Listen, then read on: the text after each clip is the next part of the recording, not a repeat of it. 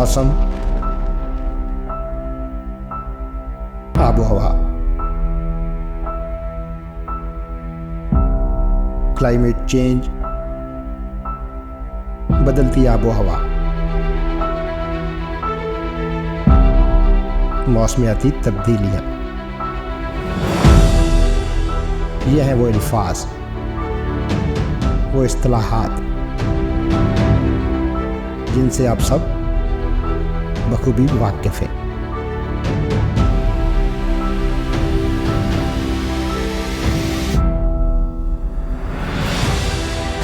मौसम का, आबो हवा का हमारी ज़िंदगी में बहुत ज़्यादा अमल दखल।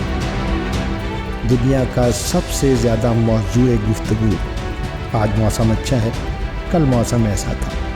ये हैं वो अल्फाज जो दुनिया के हर खित्ते में, हर ज़बान में, ज़बान कदीम से अब तक बोले जाते हैं। लेकिन कुछ सालों से इनमें कुछ इजाफा हुआ।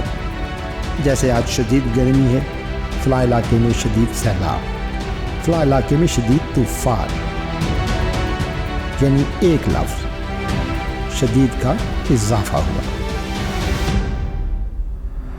जहाँ दुनिया की आबो हवा तब्दील हुई तो पाकिस्तान की आबो हवा भी बदल चुकी है। क्लाइमेट चेंज को समझने के लिए हम कोशिश करेंगे कि हर शोबे के माहिरीन से बात हो। मेरी तो आधी ज़िंदगी गुजर गई मौसमों की साइंस और क्लाइमेट चेंज को समझने में। आप भी यकीनन सोचते होंगे और जानना भी शायद चाहते होंगे कि मौसम इतने शदीद क्यों हो गए।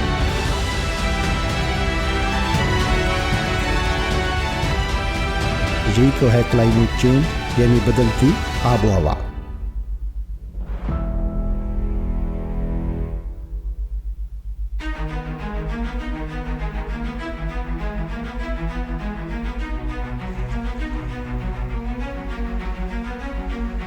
पाकिस्तान में मौसम सरमा का दौरानिया कम होने की वजह से, बारिशों की शिद्दत कम होने की वजह से सामना है शदीद धुंध का।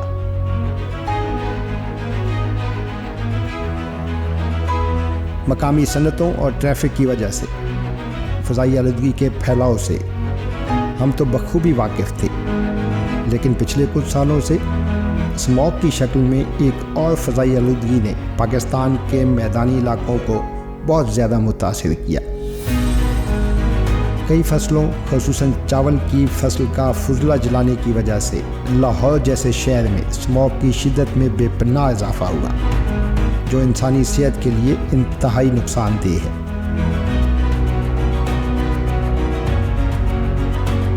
फ़ज़ाई आलूदगी जो है वो पाकिस्तान और पूरी दुनिया में एक, आप कह सकते हैं कि पिछले 5 से 7 सालों में आबादी के इजाफे की वजह से बहुत ज़्यादा बढ़ रही है। और फिर आप देखें कि जो आपके शहरी इलाके हैं वो दिन ब दिन जो है वो शहरी आलूदगी, फ़ज़ाई आलूदगी की वजह से वहाँ पे एक तो इसका भी असर है मौसमियाती तब्दीली का, और दूसरा इसके सेहत में बहुत मुज़र असरात हैं। तेज़ी से बदलती आबो हवा यानी क्लाइमेट चेंज ने साइंसदानों, ख़ुसूसन माहिरीन मौसमियात को हैरान किया। मौसमों को समझना और उनकी पेशगोई करना एक मामूल की बात समझी जाती थी। लेकिन पिछले कई सालों से एल नीनो और ला नीना जैसे फैक्टर्स ने मौसमों, आबो हवा, ख़ुसूसन एक्सट्रीम वेदर इवेंट को समझना और उनकी बरवक्त और सही पेशगोई करना क्लाइमेट चेंज की वजह से एक नया चैलेंज बन चुका है।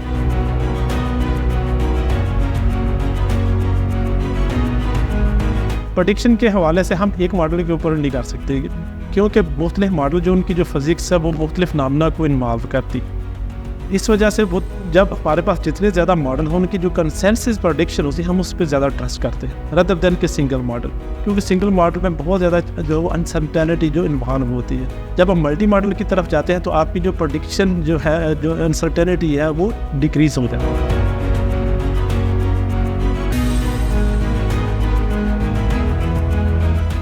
सब जानते हैं कि इस खित्ते ज़मीन पर ज़िंदगी का वजूद पानी की वजह से है।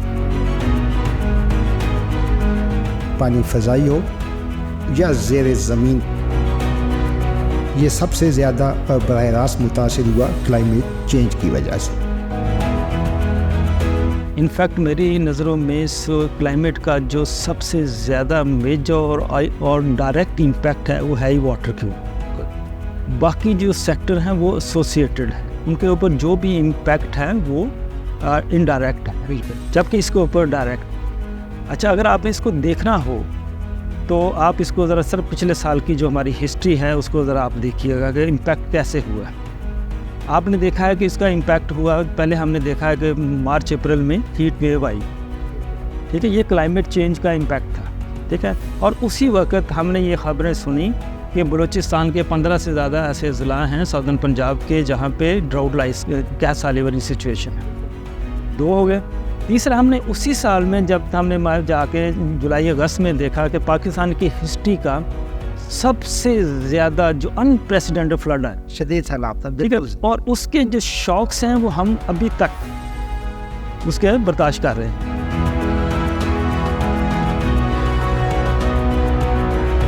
हमारी सनतों, हमारी ज़राअत और हमारी रोज़मर्रा की ज़िंदगी का मुकम्मल इन्हिसार है पानी पर। क्लाइमेट चेंज की वजह से जब पानी का शोबा मुतासिर हुआ तो यकीनन हमारी मुश्किलात में भी इजाफा हुआ। पानी तो हमारी सबसे बड़ी ज़रूरत है, क्योंकि हमारी जो इकॉनमी है वो एग्रीकल्चर बेस्ड है, आप जानते हैं, और वाटर जो है सबसे इम्पोर्टेंट फैक्टर ऑफ प्रोडक्शन है ज़राअत के लिए। तो हमारी चूँकि ज़राअत की इकॉनमी है और पानी पे सबसे ज़्यादा इफ़ेक्ट है मेरी नज़र में क्लाइमेट चेंज का। या तो हमारे पास बहुत ज़्यादा पानी होता है या फिर हमारे पास ड्राउट जैसे सर्कमस्टांसेस होते हैं। इसमें जो एक इजाफी फैक्टर शामिल हो जाता है वो है कि हम अपने वाटर रिसोर्सेज को अच्छे तरीके से मैनेज ही नहीं कर सके आज तक।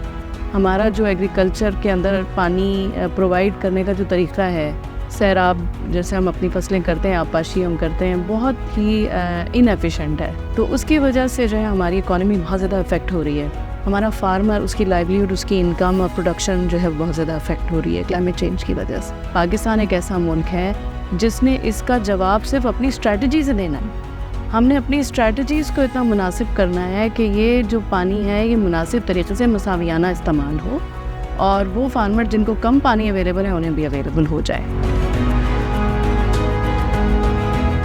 क्लाइमेट चेंज की वजह से पानी की किल्लत पर काबू पाने के लिए आपाशी के नए तरीके अपनाने होंगे ताकि कम पानी से ज़्यादा पैदावार हासिल की जा सके।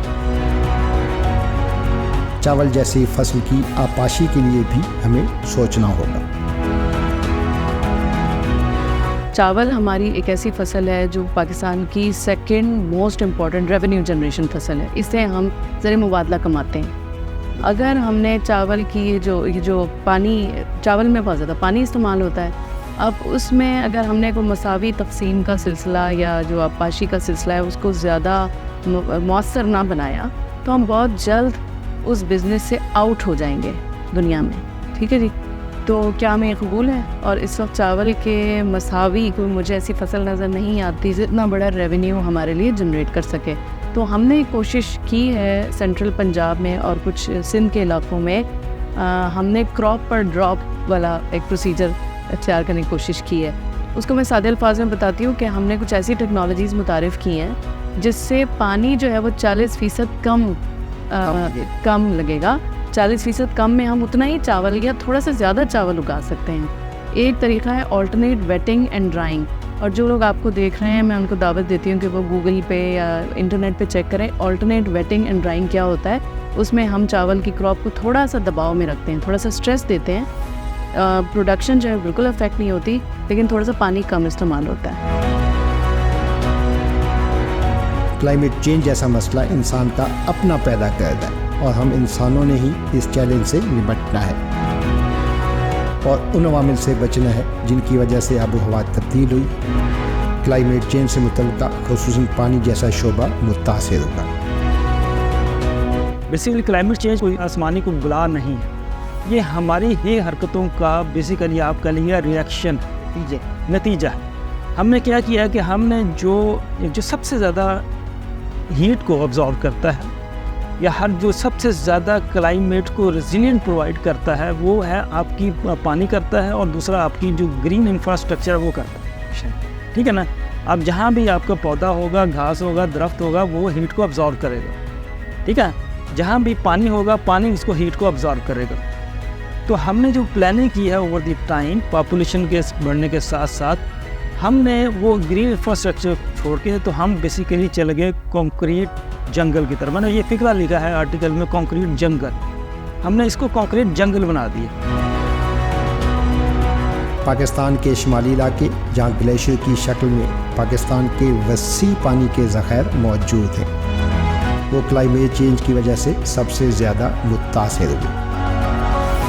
گلوبل وارمنگ صرف کسی دنیا کے خاص مخصوص حصے کو متاثر نہیں کر رہی، بلکہ دنیا کے ہر حصے کو، ہر ملک کو، ہر قوم کو یہ متاثر کر رہی ہے. پاکستان ان ملکوں میں شامل ہے جو بہت زیادہ متاثر ہو رہا ہے، اور ان کے ایک جو پاکستان کے متاثر ہونے کا جو ایک بہت بڑا جو مسئلہ ہے وہ یہ ہے کہ پاکستان کے اندر پانی کا مسئلہ بہت تیزی سے سر اٹھا رہا ہے. اور اگر گلیشیئر اور پاکستان کے پانی کی بات کریں تو گلیشیئر چونکہ برف ہے، تو برف آپ کو پتہ ہے کہ جب اس کو ہم زیادہ درجہ حرارت بڑھائیں گے، اس کو ہم ہیٹ دیں گے تو وہ پگھلے گی. تو یہی کچھ یہاں پہ ہو رہا ہے کہ وہ ہمارے جو گلیشیئرز ہیں، جیسے آپ نے فرمایا کہ وہ ہیں تو بہت زیادہ 7000 سے زیادہ ہیں، لیکن ان کے اندر بعض ایسے گلیشیئرز ہیں جو بہت تیزی سے پگھل رہے ہیں، اور اس کے نتیجے میں بہت زیادہ ایسے نئے خطرات جنم لے رہے ہیں جو کہ وہاں ہمارے پہاڑی علاقوں میں رہنے والے لوگوں کی زندگیوں کو بہت برے طریقے سے متاثر کر رہے ہیں.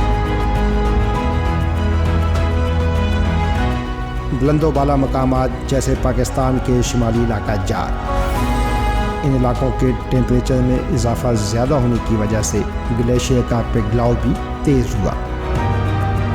ماہرین کی تحقیق اور اندازوں کے مطابق پاکستان کے گلیشیئرز کا تیزی سے پھیلاؤ پاکستان کے لیے مزید مشکلات کا سبب بن سکتا ہے. ان علاقوں میں تیزی سے بدلتی آب و ہوا یعنی کلائمیٹ چینج کو فوکس کرنا اور اپنے پانی کے وسائل کو بچانا ہوگا. گلوبل وارمنگ کا بڑا انٹرسٹنگ امپیکٹ ہے ہمارے گلیشیئر کے اوپر.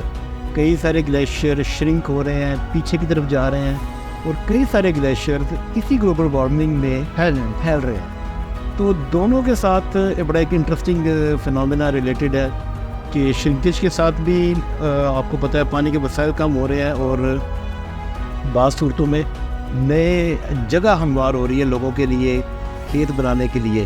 اور جب گلیشیئر پھیلتا ہے تو بھی ایک سچویشن کریٹ ہوتی ہے جس میں ان ایکسپیکٹڈ وے میں ہمیں اس کو دیکھنا پڑتا ہے. اس کے ساتھ کئی سارے ڈیزاسٹرز بھی ایسوسیٹیڈ ہے. گلیشیئر لیک آؤٹ برسٹ کا ایک میکینزم یہ ہے کہ گلیشیئر کے پیچھے ہٹ جانے کی وجہ سے وہاں پر ایک بہت بڑی پونڈ بن گئی، جو کہ بہت زیادہ میلٹنگ کی وجہ سے یا بہت زیادہ بارش کی وجہ سے وہ پھٹ سکتی ہے.